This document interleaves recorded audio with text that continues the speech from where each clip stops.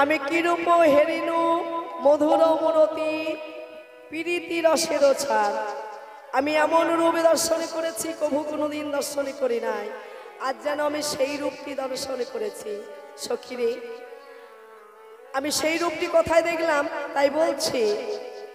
আমি কিরূপ হেরিনু কালিন্দ্রী কুলে,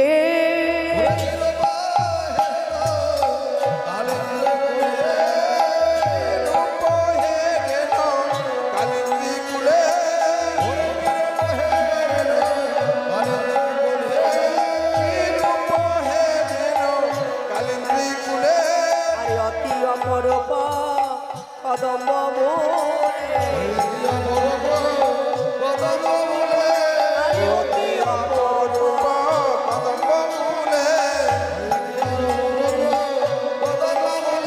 জানো দাদা এ ছিল গো,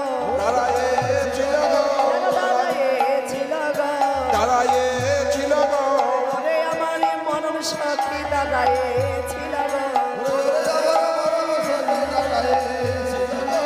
ওরে আমার মনন সখী দাদা এ ছিল গো। আমি নয়ন ভরে দেখে এলাম হরি বল, হরি বল, হরি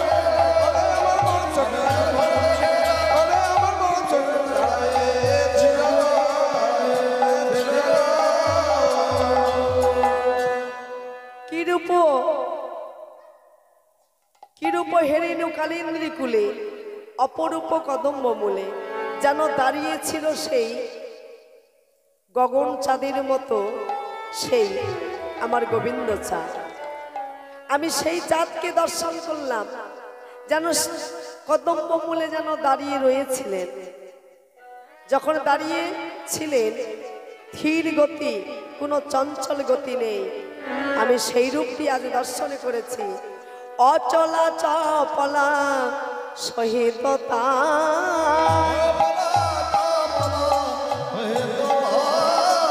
অচলা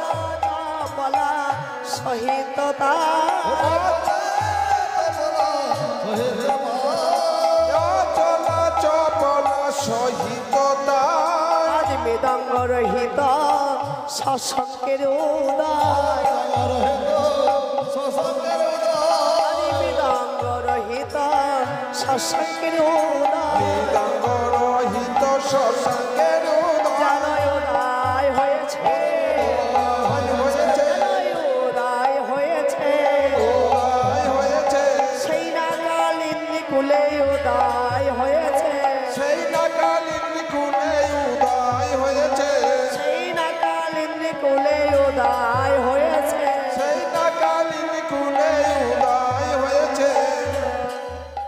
সেই না কালিন্দ্রী কুলে যেন উদয় হয়েছে। অচলা চপলা সহিত তাই মৃদঙ্গ রহিত শশাঙ্কের উদয়। আজ অচলা চপলা হচ্ছে মা ধীর গতি, সেই রূপটা দর্শন যে করেছেন রাধারানী। ধীর গতি, কোনো চঞ্চল গতি নেই, স্থিতি ভাবে যেন দাঁড়িয়েছিলেন। তাই আমি সেই গোবিন্দ চাঁদের রূপকে আমি দর্শন করলাম। আর কি দর্শন করলাম সখীরে, আমি বলছি তোরা শ্রবণ কর। আমি আরো অপূর্ব রূপে দর্শন করলাম। আমার গোবিন্দ চাঁদ যখন উদয় হয়েছে,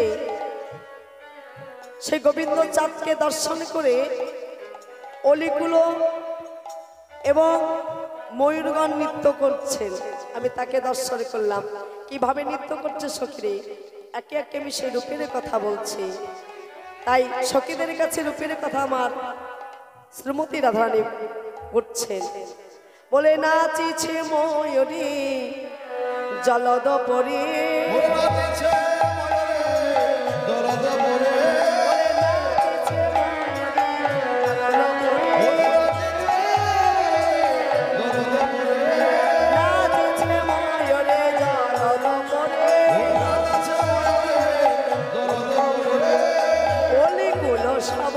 চাঁদের ঘিরে, ওলি কুল সব চাঁদের ঘিরে, ওলি কুল সব চাঁদের ঘিরে, ওলি কুল সব চাঁদের ঘিরে, যেন ময়ূর নাচিছে, ময়ূর নাচিছে,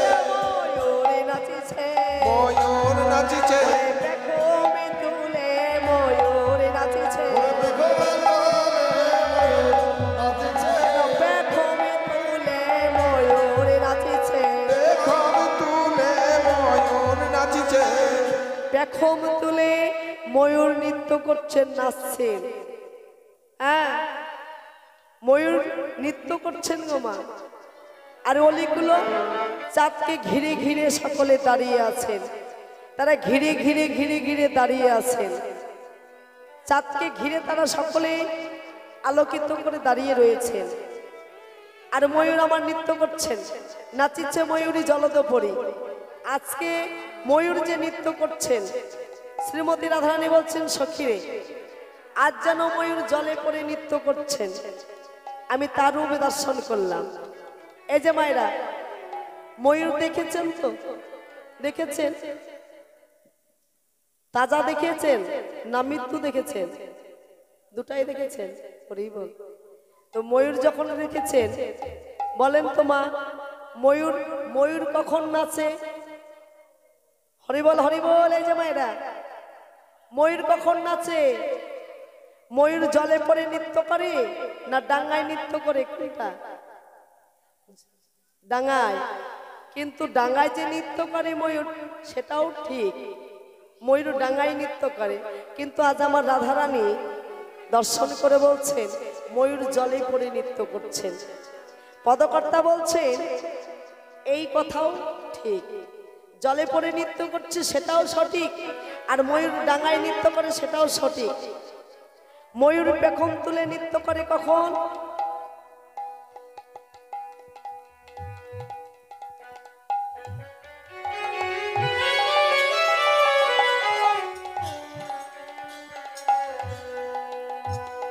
হরে কৃষ্ণ। একটা কৃষ্ণ ভক্ত ভাই গোবিন্দের চরণে দান করেছেন, 10 টাকা দান করেছেন, আর 10 টাকায় দক্ষিণা দিয়েছেন। যে মনোবাসনা নিয়ে দান করেছেন, মনোবাসনা পূর্ণ হোক, গোবিন্দ কৃপা লাভ হোক। গৌর হরি বল, হরি বল, হরি বল।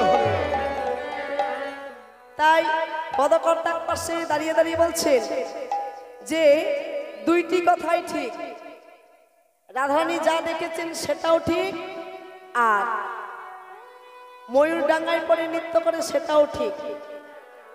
রাধারানী আমার জলে পড়ে ময়ূরকে নৃত্য করতে দেখলেন, তো ময়ূর জলে পড়ে কি করে নৃত্য করলেন? শ্রীমতী রাধারানী যখন যমুনার ঘাটে গিয়েছিলেন জল ভরতে, এবারে যখন জল ভরতে গিয়েছিলেন সেই সময় তার অঙ্গ ছায়া দর্শন করেছিলেন। অনাদিরাদি ভগবান মুরলী বাঁশি নিয়ে কদম্বের ডালে বসেছিলেন, আর সেই কদম্ব ডালে যখন বসেছিলেন তার অঙ্গ ছায়া যমুনার জলে পড়েছিলেন। যখন যমুনার জলে পড়েছিলেন, মাথায় কি ছিলেন? মা মোহনচূড়া। গোবিন্দের মাথায় ছিলেন মোহনচূড়া, আর সেই মোহনচূড়ার উপরে ছিলেন একটি ময়ূর পাখা। সেই ময়ূর পুচ্ছখানা ওই জলের মাঝে পড়েছে, আর সেই যমুনার জল বাতাসে দুলছেন, বড় বড় ঢেউ উঠছেন, আর সেই বড় বড় ঢেউয়ের মাঝে ওই ময়ূরপুচ্ছ পাখার অঙ্গ ছায়া পড়েছে। দেখে মনে হচ্ছে জলের ঢেউয়ের সঙ্গে যেন ময়ূর আমার নৃত্য করছে। তাই বলছে নাচিচ্ছে ময়ূরী জলদপরি, অলিকুলো সব ছাদের ঘিরে। আজ অলিকুলো সব চাঁদকে ঘিরে ঘিরে সকলে নৃত্য করছেন। তাই আজ আমার শ্রীমতী রাধারানী অপূর্ব রূপ দর্শন করলেন সেই কালিন্দী কুলে। তাই রূপের কথা আজ সখীদের কাছে, সকলের কাছে বলছেন যে আমি অপূর্ব রূপকে দর্শন করলাম সখীরে ওই কালিন্দী কুলে। এই রূপটি আমি একদিনও দর্শন করেছি, এই রূপে যখন আরো একদিনও দর্শন করেছি, আরো একদিন আরেক রূপে দর্শন করেছি, সেই রূপের কথাও আমি বলছি তোদের কাছে। আমি সেই রূপটি কেমন ভাবে দেখলাম আমি বলছি সখীরে, তোরা কর্ণপাতে করে শ্রবণে কর। সখীরে আমি সেই রূপটি অপূর্ব রূপ দেখেছি, কখনো কোনোদিন এই বৃন্দাবনে জন্ম নিয়ে দেখি নাই, তাই সেই রূপটি আমি দেখেছি। তাই ললিতা বিশাখার কাছে সেই রূপের কথা বলছেন মা, এমন কালিয়া ছাদে কে বানালো বেশ, কে বানালো বেশ।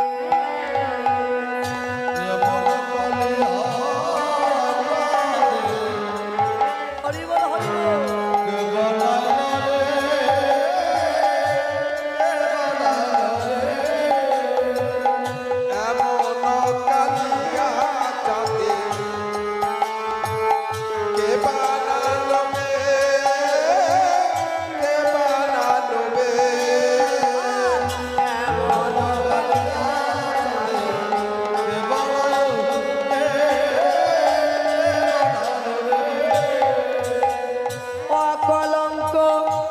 কুলেতে কলঙ্ক পড়বে,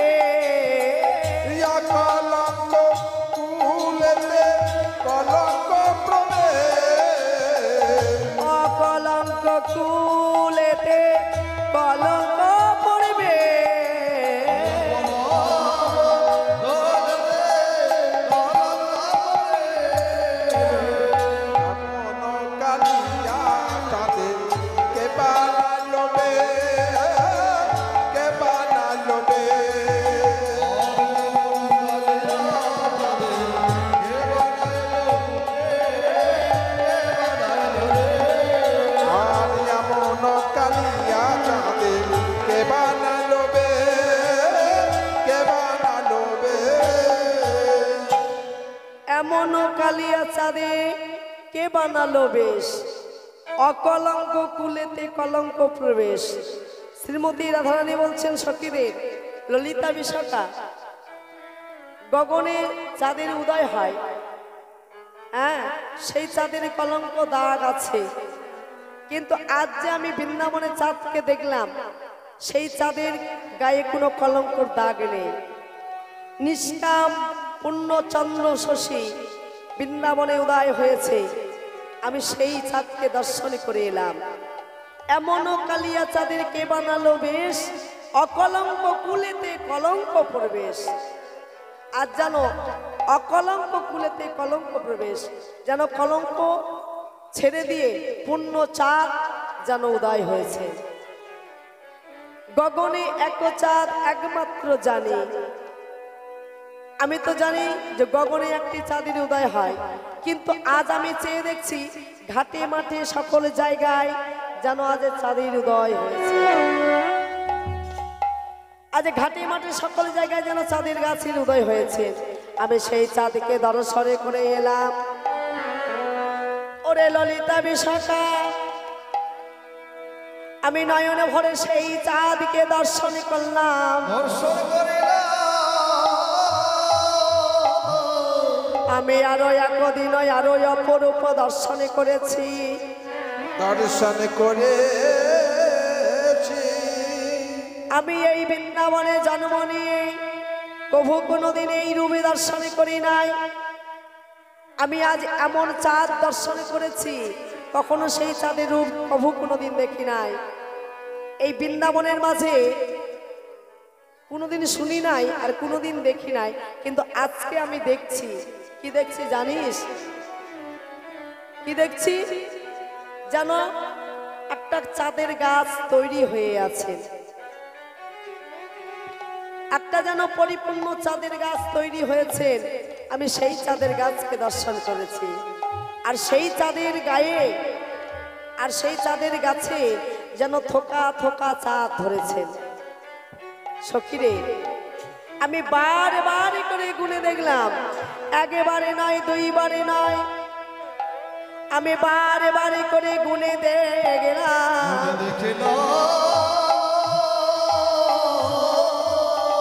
ওই চাঁদের গাছে যেন চাঁদ ধরে আছে, যেন থকায় থকায় চাঁদ ধরেছে। সেই থকাকে গুনিয়ে দেখলাম যেন 24টি চাঁদ ধরে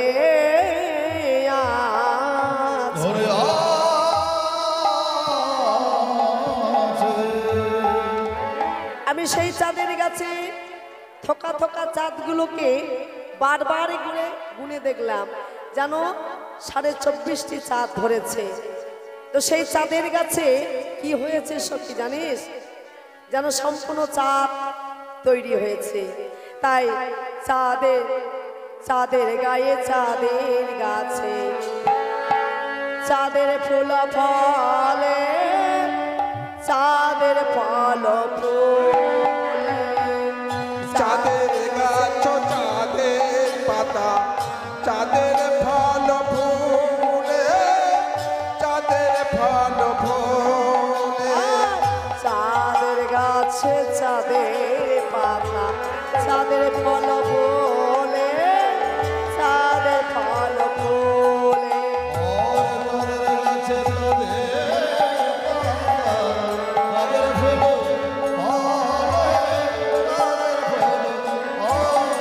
আরে এমন কহু দেখি নাই গো চাঁদের গাছ চালে আর এমন কবু দেখি নাই গো চাঁদের গাছ চলে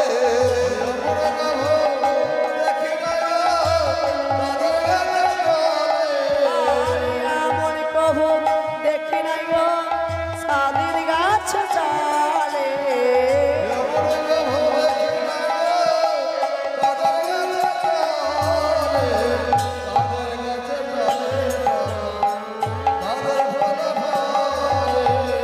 চাঁদের গাছ চাঁদের পাতা চাঁদের ফল ফুলে চাঁদের গাছে চাঁদের পাতা চাঁদের ফুল ফলে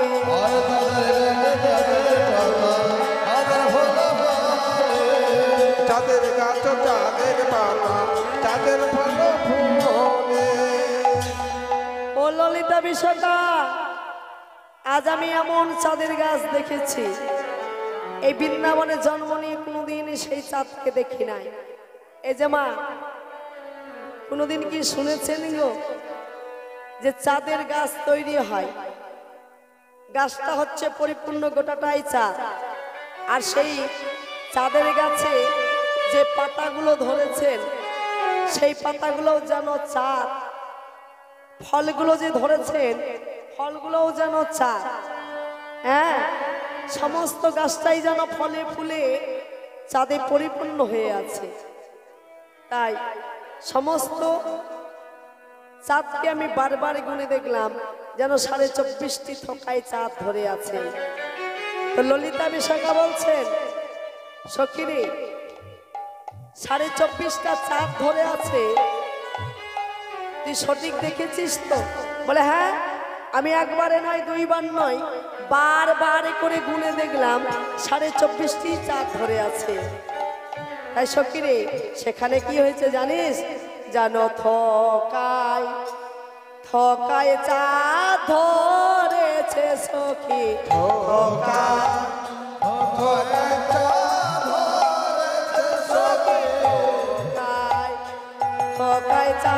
ধরেছে থোকায় থোকায় চাঁদ ধরেছে সখী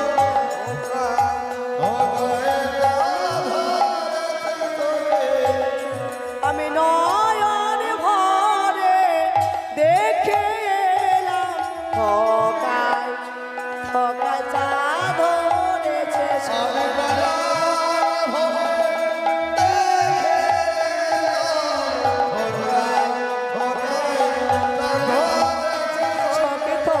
থকায় থকায় চাঁদ ধরেছে সখী, থকায় থোকায় চাঁদ ধরেছে সখী আমি নয়ন ভরে দেখে এলাম, সেখানে যেন থকায় থকায় চাঁদ ধরেছে।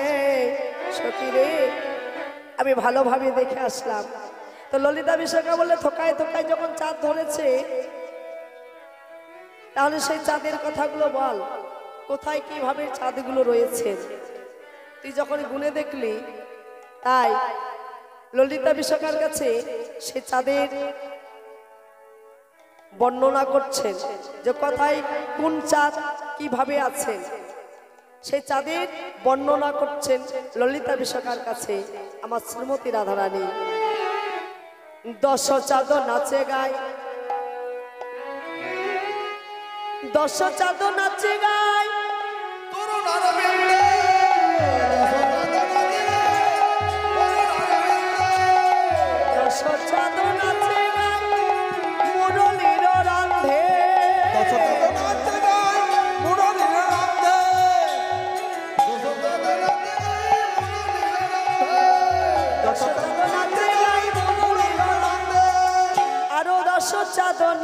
গাই চরণার বিন্দে।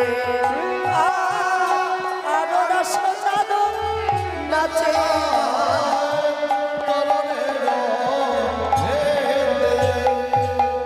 যেন চাঁদের মেলা লেগেছে রে।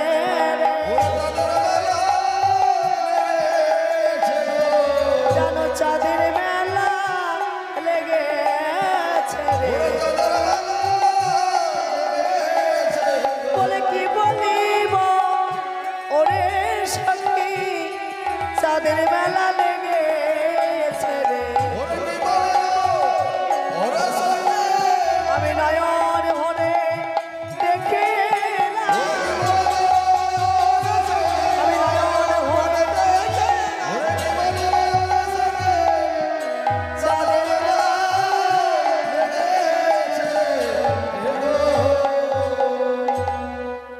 যেন চাঁদের মেলা লেগেছে মা। দশ চাঁদ নাচে গাই মুরলীর রন্ধে। আরো দশ চাঁদ নাচে গাই চরণ আরো বিন্দে।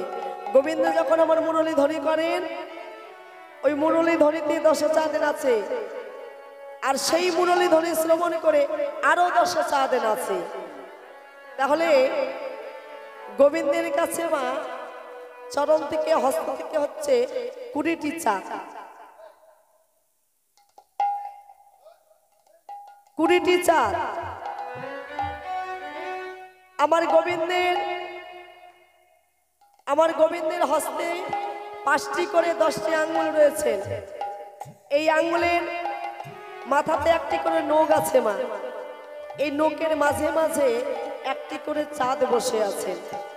তাহলে দুই হস্তে 10টি নখের মাঝে 10টি চাঁদ রয়েছে। আর সেই মুরলী ধ্বনি পেয়ে গোবিন্দের 10 চাঁদ আছে চরণ আরো বিন্দে। ওই চরণে 5টি করে 10টি চাঁদ। তাহলে চরণ থেকে হস্ত থেকে 20টি চাঁদ। এবার যখন 20টি চাঁদ তাহলে ললিতা বিশাখা বলছে রাধে 20টি চাঁদকে পাওয়া গেছে, তাহলে আর 4.5টি চাঁদ কোথায় আছে?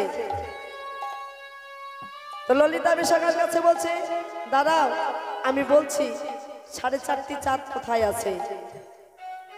তাই ললিতা বিশাখার কাছে বলতে লাগলেন চূড়া দেখো দেখো চাঁদ দেখে লাগে ধাঁধা।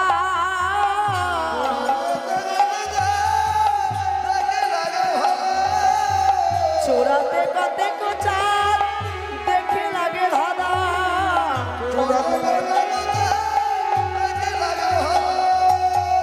কপালে কতকে চাঁদ মন রইল বাধা। কপালে কত চাঁদ মনে রইল বাধা। আর কপালে কতকে চাঁদ মন রইল বাধা। কপালে কত চাঁদ মনে রইল বাধা। আমি বাধা পড়িলাম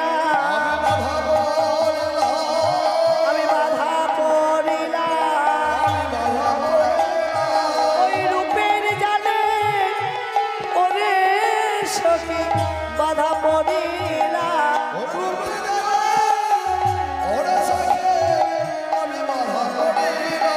ওই রূপের জালে ওরে সখী আমার মন প্রাণে বাধা পড়িলাম।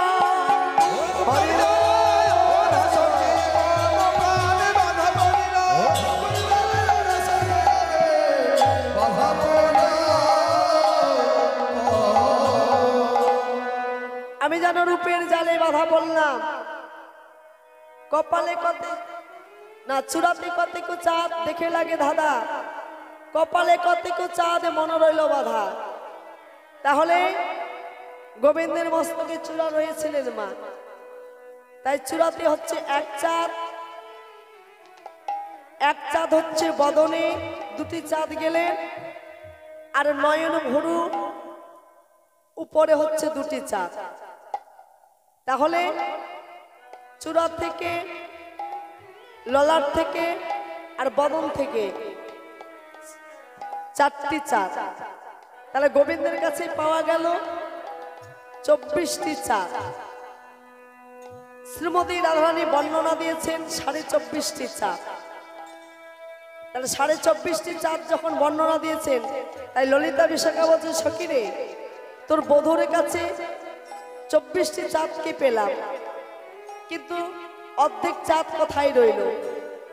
তাহলে সেই অর্ধেক চাঁদের বর্ণনা তোকে দিতে হবে, অর্ধেক চাঁদ কোথায় রয়েছেন। তাই শ্রীমতী রাধারানী ললিতা বিশাখাকে বলছেন, সখী রে শোন, আমি বলছি,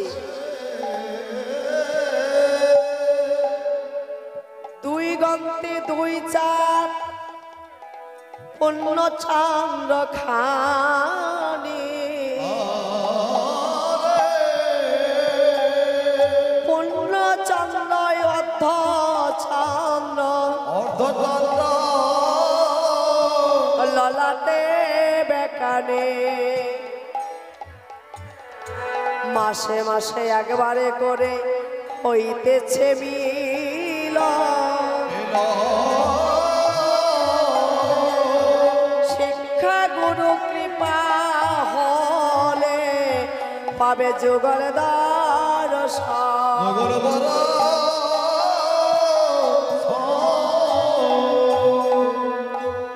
দুই গন্তে দুই চাঁদ পূর্ণচন্দ্র খানি, অর্ধচন্দ্র পূর্ণচন্দ্র ললাটে বেকানি, মাসে মাসে একবার করে হইতেছে মিলন, শিক্ষা গুরু কৃপা হলে পাবে যুগলে দর্শন।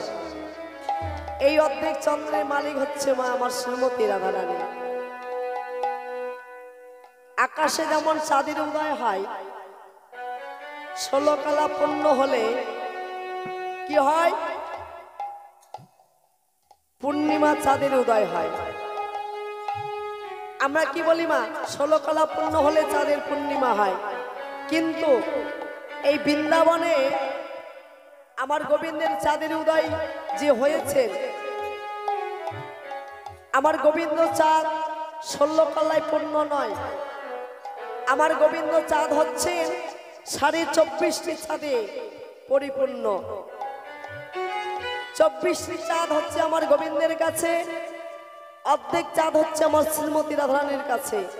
ওই অর্ধেক চাঁদকে যখন গোবিন্দ চাঁদের কাছে মিলিত হয়, তখন হয় 24.5টি চাঁদের উদয়। গোবিন্দ চাঁদ 16 কল্লা নয়, 24.5টি চাঁদে পরিপূর্ণ হয়ে উদয় হয়ে যায়। আমার রাধারানী এই অর্ধেক চাঁদের মালিক। তো অর্ধেক চাঁদের মালিক কেন হলেন সেটা মা যদি দীক্ষা শিক্ষা মন্ত্র নিয়ে থাকেন, তাহলে সদ্গুরু আলাপনে আপনারা শ্রবণ করবেন, নিজের নিজের গুরুদেবের কাছে আপনারা শুনে নেবেন যে অর্ধেক চন্দ্রের মালিক কেন আমার শ্রীমতী রাধারানী, সেই তত্ত্বের কথা বলে দিবেন। তাই এই তত্ত্বের উপরে আমি আর যেতে পারছি না, তাই নিজের নিজের গুরুদেবের কাছে আপনারা জেনে নেবেন। তাই অর্ধেক চন্দ্রকে লাভ করবার জন্য যে কৈলাসের মহাদেব ছিলেন মা, সেই কৈলাসের মহাদেব ওই কৈলাস ছেড়ে এই মর্তধামে এসে কি করেছিলেন? শ্মশানে বসবাস করেছিলেন, সর্বাঙ্গে ছাই ভস্য পরিধান করেছিলেন। কেন? যে আমার পরম বস্তু পরম ব্রহ্ম যদি চলে যায় ঘাম স্বরূপে, তাহলে ওই জল স্বরূপে যদি বের হয়ে চলে যায়, তাহলে আমি অর্ধেক চন্দ্রের সন্ধান পাব না। তাই অর্ধেক চন্দ্রের সন্ধান পাবার জন্য কৈলাস শ্মশানেবাসী হলেন আর ছাই ভস্য মারতে লাগলেন। কেন মা? যেন ঘাম স্বরূপে যেন আমার অঙ্গ থেকে না বেরোয়। এই যে মা আমাদের অঙ্গ আছে না, শরীরখানা আছে না, এই শরীরে এই দেহের মধ্যে সহস্র ছিদ্র আছে, সহস্র ছিদ্র দিয়ে ঘাম স্বরূপে জল বেরায়। এই যে মা চৈত্র বৈশাখ, এই বৈশাখ মাস পড়েছেন, দেখবেন সর্বাঙ্গে আপনার যখন ঘেমে যায়, দেখবেন এই শরীরে প্রত্যেকটা রোমের গড়ায় গড়ায় ছিদ্র রয়েছে, আর সেই ছিদ্র গড়া দিয়ে ঘাম স্বরূপে জল বেরায়।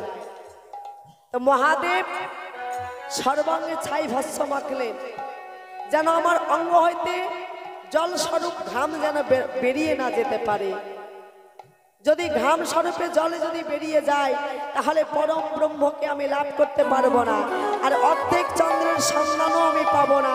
তাই অর্ধেক চন্দ্র সন্ধানে পাওয়ার জন্য আজও মহাদেবের ললাটে অর্ধেক চন্দ্র অঙ্কন হয়ে আছে। ওই অর্ধেক চন্দ্রকে লাভ করবার জন্য শ্মশানেবাসী হলেন আমার মহাদেব। হরি বল, হরি বল, হরি বল। তাই শ্রীমতী রাধারানী সেই 24.5টি চাঁদের রূপে দর্শনে করে সখীদের বললেন, সখী রে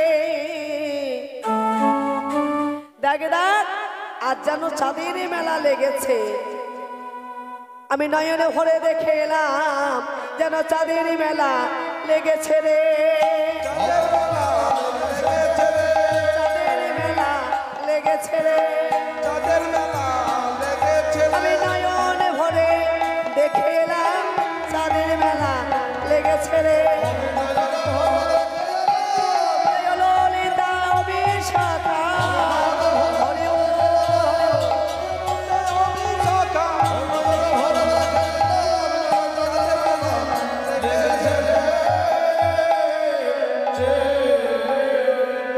আমি নয়নে ভরে দেখে আসলাম আজ যেন চাঁদের মেলা লেগেছে। তাই সখীদের কাছে বলছেন, সখী রে আমি কত আর রূপের কথা তাদের কাছে বর্ণনা করব, আমার নয়নে যেন রূপের কথা আর ধরছেন না। হ্যাঁ, তাই ওই এক নয়নে আমার রূপ আর ধরছেন না।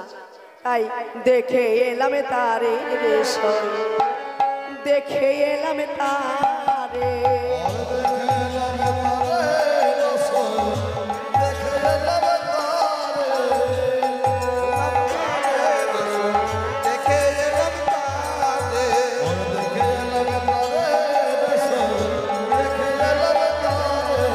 আরে আগে অঙ্গে এতই রূপ তার নয়নে না ধরে,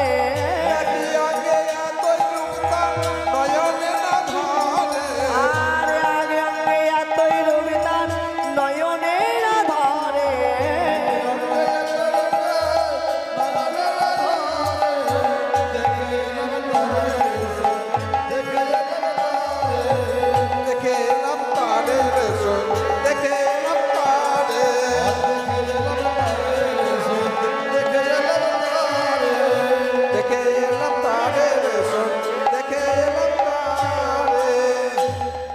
দেখে এলাম তারে রে সই, দেখে এলাম তারে। এক অঙ্গে এতই রূপ নয়নে না ধরে, আমার নয়নে আর সেই রূপ ধরছেন না। হ্যাঁ, বেঁধেছে বিনোদ চূড়া নবগঞ্জ দিয়া,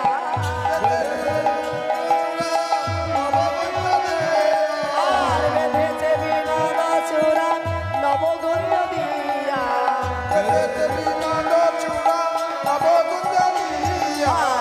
উপরে ময়ূর পোছ পামে হেলাইয়া, উপরে ময়ূর পোছ পামে হেলাইয়া।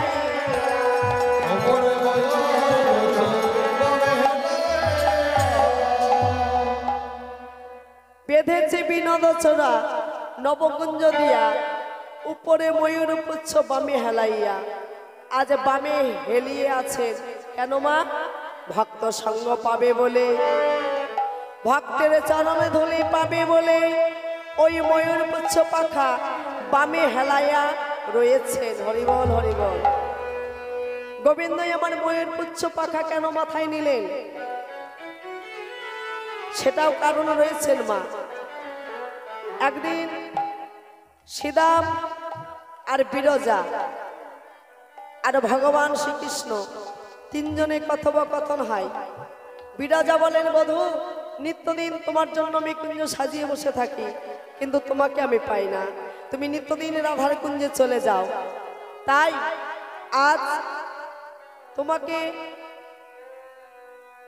পেয়েছি যখন তোমার চরণ দুটো আমি সেবা করব, আমি রাধার কুঞ্জে তোমাকে যেতে দেব না। তাই বিরজা বললেন, যখন যে চরণ সেবা আমি করব, তাই ভগবান বললেন, বিরজা তোমার কুঞ্জে বিরাজমান যখন করব, তাহলে আমি রাধাকে কথা দিয়েছি, বলে আজকের নিশীথে তোমাকে আমি যেতে দেব না। সেই সময় কথোপকথন হচ্ছেন, সেই সময় সেই পথ ধরে নারদমুনি চলে যাচ্ছেন মা। নারদমুনি চরিত্রটা কেমন? নারদমুনি এদিকার কথা ওদিকে লাগায়, আর ওই দিককার কথা এদিকে এনে লাগায়। এই হচ্ছে নারদমুনি আমার। তো দেখলেন যে গোবিন্দ শ্রীরাম বিরজা কথোপকথন করছেন, এমন সবাই সেই কথা শুনে নারদমুনি ছুটে চললেন ওই রাধারানীর কাছে। ওই রাধারানীর কাছে যখন চলেছেন, গিয়ে রাধারানীকে বললেন, রাধে, আজ তোমার কুঞ্জ সাজাই রয়ে থাকবে, হ্যাঁ সাজাই থেকে যাবে, তোমার বধূ তোমার কুঞ্জে আসবে না। বলে কেন? বলে গিয়ে দেখো ওই বিরজার কুঞ্জে বিরাজ করছে তোমার বধূ। এই নারদমুনির কথা শুনে রাধারানী আমার ছুটে চললেন। এবার গিয়ে দেখছেন বিরজার কুঞ্জের গেট লাগানো, আর দাঁড়িয়ে হয়ে শ্রীরাম আমার বসে আছে। রাধারানী আমার গিয়ে বলছে, শ্রীরাম এই দ্বারের গেট ছেড়ে দে, আমি সেই দ্বারে প্রবেশ করব। যেই বলেছেন, শ্রীরাম বলছে, না রাধে, আমি দ্বার ছাড়তে পারবো না, এটা হচ্ছে আমার প্রভুর আদেশ, আমি দ্বার কখনো ছাড়তে পারবো না। তুমি দ্বার ছাড়তে পারবে না? যদি দ্বারে না ছাড়ো শ্রীরাম, আমি তোমাকে অভিশাপ দেব, তুমি শত জনম ধরে কৃষ্ণ হারা হয়ে থাকবে, গোবিন্দের সঙ্গে তুমি সঙ্গ পাবে না। শ্রীরাম বললেন, রাধে, আমিও যদি গোবিন্দ সঙ্গ ছাড়া হই, তুমিও শত জনম ধরে হা কৃষ্ণ প্রাণী কৃষ্ণ বলে তুমি কাঁদবে, তুমিও গোবিন্দ হারা হয়ে থাকবে, আর তোমাকে কেউ কোনোদিন ওই মা বলে ডাকবে না, তোমাকে সকলেই চিনবে, সকলে জানবে, সকলে বলবে রাধে রাধে রাধে। শ্রীরামে যখন অভিশাপ দিলেন, রাধারানী বললেন, শ্রীরাম তুই আমাকে অভিশাপ দিতে পারলি? বলে হ্যাঁ রাধে, তুমি যদি সেই অনাদিরাদি ভগবান শ্রীকৃষ্ণে যদি অর্ধাঙ্গিনী হও, আমিও তার মরম সখা, তোমার যতটা অধিকার আছে আমারও ততটা অধিকার আছে, আমরা গোবিন্দ বিহীন কখনো থাকতে পারি না, তাই আমরা মরম সখাগণ। এই বলে কথোপকথন হচ্ছেন। এমন সময় বিরজা কুঞ্জের ভিতর হইতে শুনে নেয়। যখন শুনে নেয় মা, শোনার পর বিরজা ভয়ে কাঁপতে লাগলেন। করজোড়ে প্রার্থনা করে বিরজা বলতে লাগলেন, বধূ, আমি তো রাধারানীর কাছে ধরা পড়ে যাব, তাহলে আমার উপায় কি হবে? এই বলে ভয়ে কাঁপতে লাগলেন। কাঁপতে কাঁপতে সর্বাঙ্গে ঘাম স্বরূপ বেরোতে লাগলেন মা, ঘাম স্বরূপে জল বেরোতে লাগলেন। সেই ঘাম স্বরূপে সর্বাঙ্গে জলময় হয়ে গেলেন। যখন জলময় হয়ে গেলেন, বিরজা সুন্দর একটা নদী হয়ে গেলেন। আর সেই নদীর বক্ষ মাঝে গোবিন্দ আমার নিজ মূর্তিকে রেখে দিয়ে আশ্রয় নিলেন একটি সর্পরূপ। সর্পরূপ আশ্রয় নিয়ে ওই বিরজার বক্ষে বিরাজমান হচ্ছেন। এবার যখন বিরাজমান হচ্ছেন, এমন সময় রাধারানী গেটের মধ্যে প্রবেশ করেছেন। গেটের মধ্যে প্রবেশ করে দেখছেন যে গোবিন্দ নেই এবং বিরজা নেই। অন্তরে ধ্যানে করে দেখলেন যে গোবিন্দ আমার কোথায় আছেন। দেখলেন যে বিরজা নদী হয়েছেন, আর সেই নদীর বক্ষ মাঝে গোবিন্দ আমার সর্প হয়ে বিরাজমান করছেন। তাই সর্পকে ধরবার জন্য রাধারানীও আমার আশ্রিত হলেন মা, আশ্রয় নিলেন। কার? ময়ূর রূপ। নিজ অঙ্গ পরিত্যাগ করে ময়ূর রূপ ধারণ করলেন। ময়ূরের খাদ্য হচ্ছেন কি মা? বলতে পারেন ময়ূরের খাদ্য কি? ময়ূরের খাদ্য হচ্ছে সর্প। সর্পকে খেতে ভালোবাসে ময়ূর। তাই সর্পরূপ, সর্পকে ধরবার জন্য রাধারানী আমার ময়ূরী রূপ ধারণ করলেন। ময়ূর রূপ ধারণে করে ওই বিরজার কুলে ছুটতে লাগলেন। ছুটতে ছুটতে একটা অঙ্গ ভেঙে পড়লেন বিরজার কুঞ্জে, হ্যাঁ বিরজার বক্ষে। যখন ভেঙে পড়লেন এমন সময় রাধারানী বলছেন, হে গোবিন্দ, আমি তোমারকে ধরার জন্য পাবার জন্য ছোটাছুটি করছি, তুমি কি ভক্তের ডাক শুনতে পাও না? তুমি কি ভক্তের ভাবকে তুমি বুঝতে পারো না প্রভু? তুমি কৃপা করে ধরা দাও। অন্তর্যামীর ভগবান ধীরে ধীরে কুলে লাগলেন। এবার যখন কুলে লাগলেন ওই সর্পটাকে ময়ূর তুলে নিয়ে বিরজার তীরে রাখলেন। রাধারানী আমার বললেন, বধূ তোমার স্বরূপে তুমি ফিরে আসো, ওই সর্পরূপ পরিত্যাগ করো। গোবিন্দ আমার নিজের স্বরূপে ফিরে আসলেন। রাধারানী ময়ূর রূপ ত্যাগ করে নিজের স্বরূপে ফিরে আসলেন। এবার যখন ফিরে আসলেন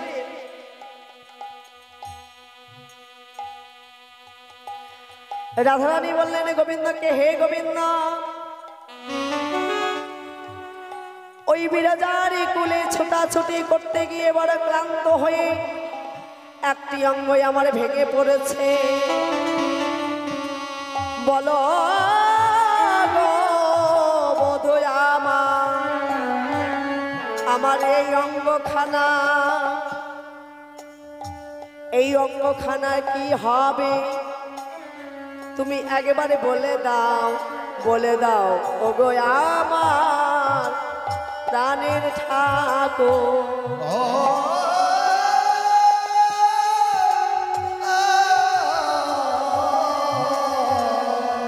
বলে দাও আমার এই অঙ্গখানা কি হবে? গোবিন্দ বললেন, রাধে, আজ হইতে আমার মস্তকে থাকবে এই ময়ূর পুচ্ছ পাখাখানা। তাই গোবিন্দের মস্তকে মা ময়ূর পাখা থাকে। কেন? ভক্তির অঙ্গ মস্তকে রেখেছেন। তাই সেই ময়ূর পাখা বামে হেলে আছে। রাধারানী বলেছিলেন, হে গোবিন্দ, তুমি তো মস্তকে রাখলে, আমি তো ভক্ত সঙ্গ পাবো না, ভক্তের চরণ ধুলি অঙ্গে মাখতে পারিব না। তাই একবারে কৃপা করে যখন তুমি ভক্ত সঙ্গ করবে সেদিন কি করবে তুমি জানো? ওই চরণে ধুলি উড়াইয়ে দিও,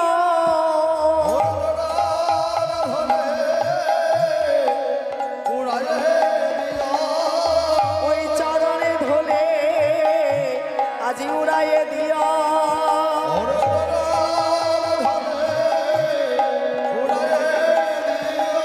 যেদিন ভক্ত সঙ্গ করিবে চরণে ধলে তুমি উড়াইয়ে দিও।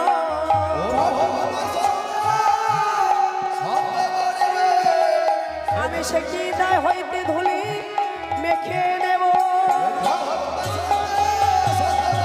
আমি সেখানে হইতে চরণ ধুলি মেখে নেব। হরিবল হরিবল।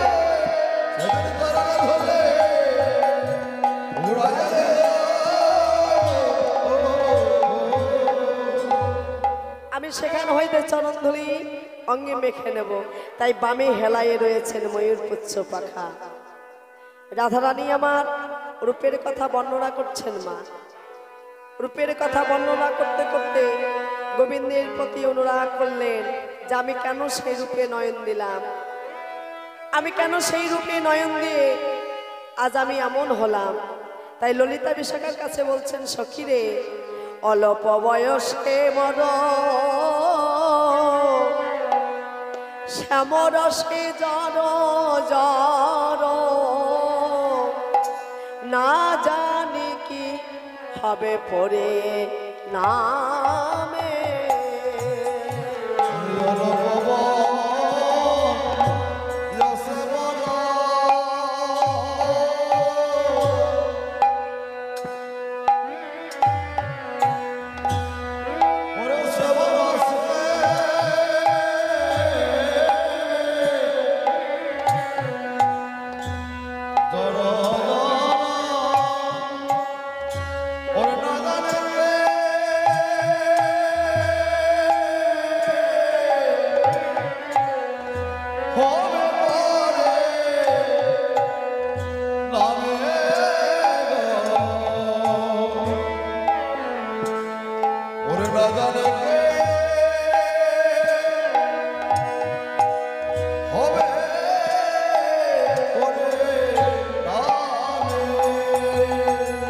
আমার পরিণামে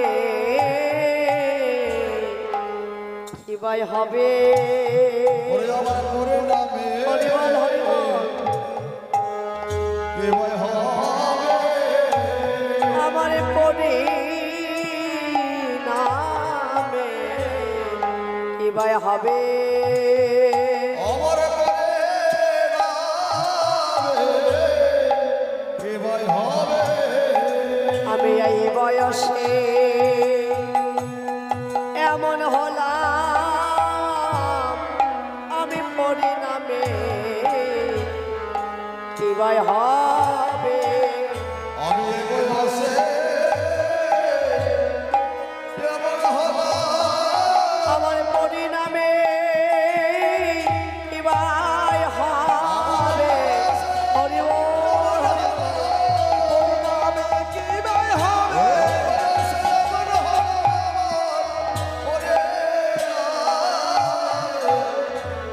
কি ভাই হবে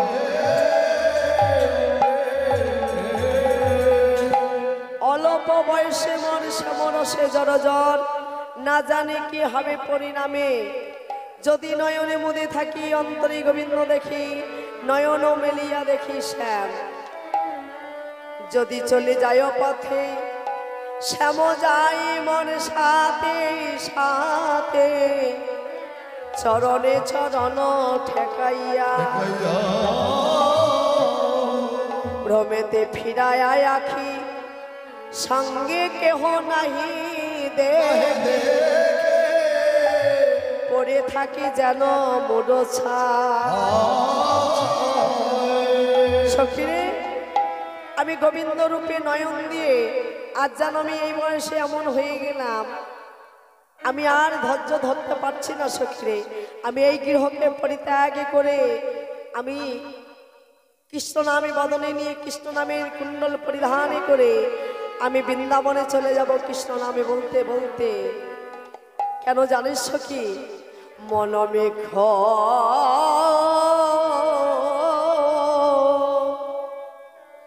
হেন কালে ওরে বড়িয়ারো বেরোদালে ওরে মনমে হরিবল হরিবল হেন কালে ওরে বড়িয়ারো বেরোদালে আমার মনমেঘ হেন কালে আজ পড়িয়ারো রূপের জালে ওরে মনমে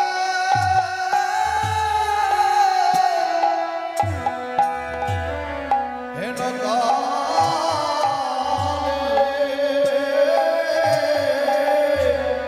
পড়িয়ারো বেরোদালে আমার আমি যে রূপের জালে আজ পড়িলাম গো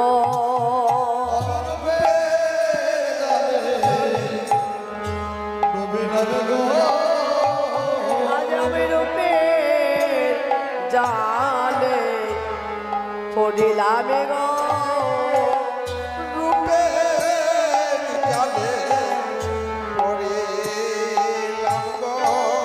ওরে আমার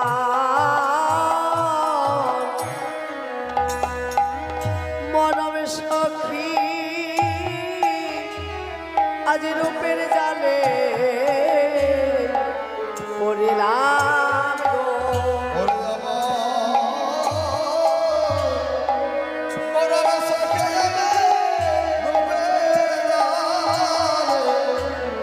পড়িলাম গো আমি কেন ওই রূপে নয়ন দিলাম রূপের জালে পড়িলাম গো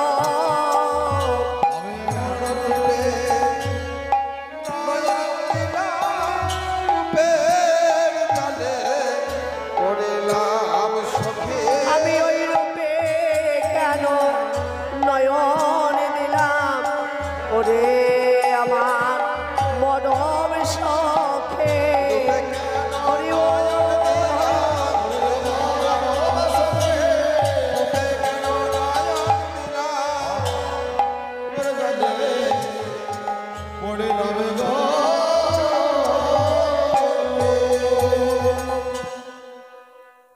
আমি কেন সেই রূপে নয়ন দিয়েছিলাম? রূপে নয়ন দিয়ে আজ আমি এমন অবস্থা হয়েছি সখীরে। আমি যোগিনী হইয়া কৃষ্ণ নামে বদনে নিয়ে আমি গৃহকে পরিত্যাগ করে আমি চলে যাব, আর এই গৃহে থাকবো না। এমন সময় রূপের কথা বর্ণনা করতে করতে এমন সময় বৃন্দাবনে বাঁশি বেজে উঠল। সেই বাঁশি শুনে শ্রীমতী আমার রাধারানী ললিতা বিশাখাকে বলতে লাগলেন, ওরে সখী দাগে দাগে বৃন্দাবনে বাঁশি বাজে, আর সেই বাঁশি শুনে ধৈর্য ধরা যাচ্ছে না। চল চল একবার আমরা সেই অভিসারের জন্য সেজে নেই, আমার গোবিন্দ দর্শনে যাব। তাই সখী শনে রূপের কথা কইতেছিল বসি, কইতেছিল বসি।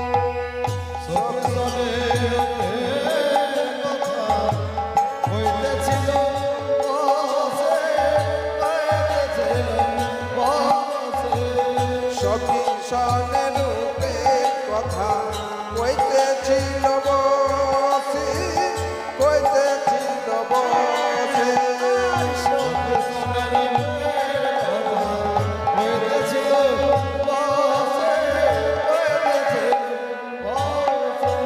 আর হেন কালে বৃন্দাবনে বাজলো শ্যামের বাঁশি,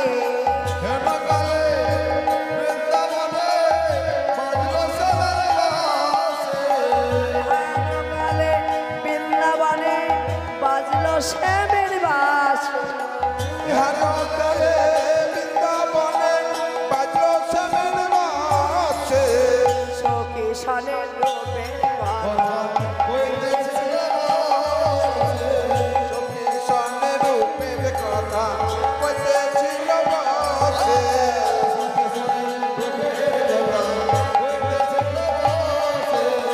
সখী শনে রূপের কথা কইতেছিল বসি।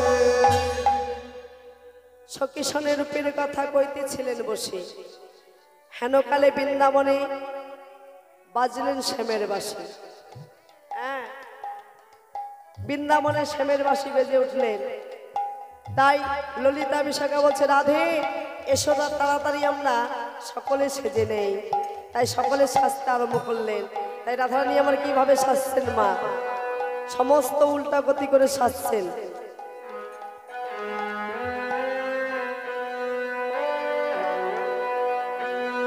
রায় সাজে বাঁশি বাজে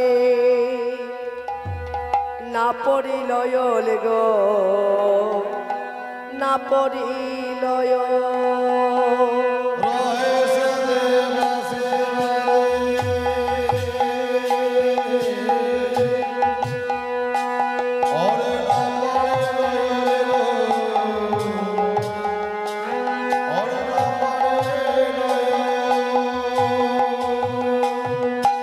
রায় সাজে বাঁশি বাজে না পড়িলয় গো, না পড়িলয়।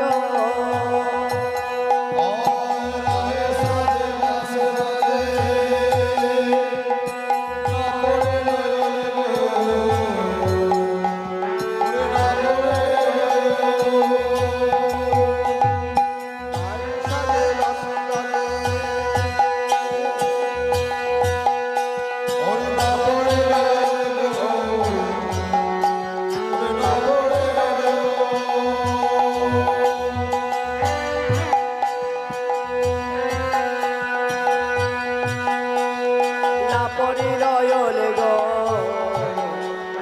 না পড়িলয়।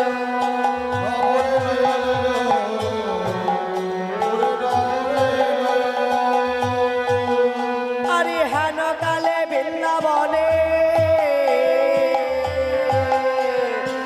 বাজলো শ্যামের বাঁশি গো, বাজলো শ্যামের বাঁশি।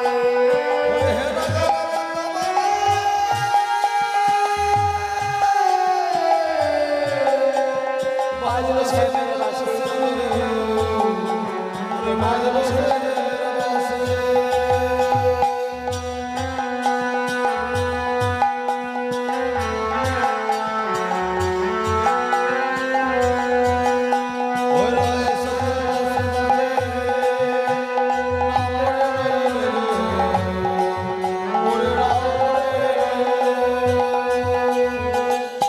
রায় সাজে বাঁশি বাজে না পড়িল ইয়র।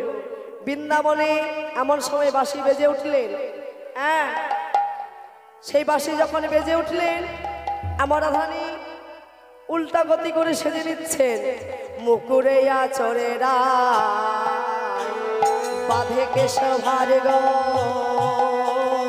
বাঁধে কেশভা।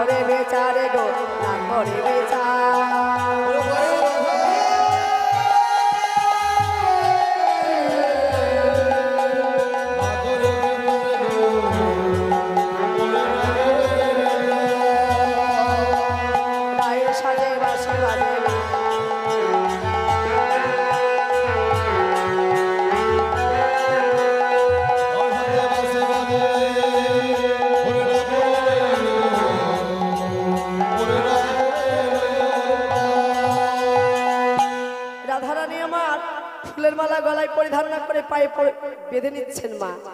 আর মুকুট যেই আয়না দিয়ে আমরা বদন দেখি সেই আয়নাটা চিরুনি করে মাথা চিরুনি করছেন আয়নাকে। আর কি করেছে, নাসার উপরে চুলের বেনি করছেন। হ্যাঁ, আশ্রবণে কুণ্ডল পরিধান না করে বেসর পরিধান করছেন। নয়নের আলতা পরিধান করছেন আর নয়নের কাজল চরণে পরিধান করছেন। এইভাবে উল্টা গতি করে আজ আমার রাধারানী সেজেছেন। তাই পদকর্তার পাশে দাঁড়িয়ে দাঁড়িয়ে সেই ভাবরূপ দর্শন করে বলছেন, বংশী বদনা কাহে যাই বলি হারি, শ্যাম অনুরাগিনী বালাই লইয়া পড়ে। তাই বলছেন শ্যাম অনুরাগিনীর বালাই নিয়ে আমরা আজ বললাম। তাই ললিতা বিশাখা শোনো, আজ সুন্দরী করে আমার রাধারানীকে সাজিয়ে দাও রাস মঞ্চে যাবার জন্য। তাই সখীরা সকলে সুন্দর করে সাজিয়ে দিতে লাগলেন।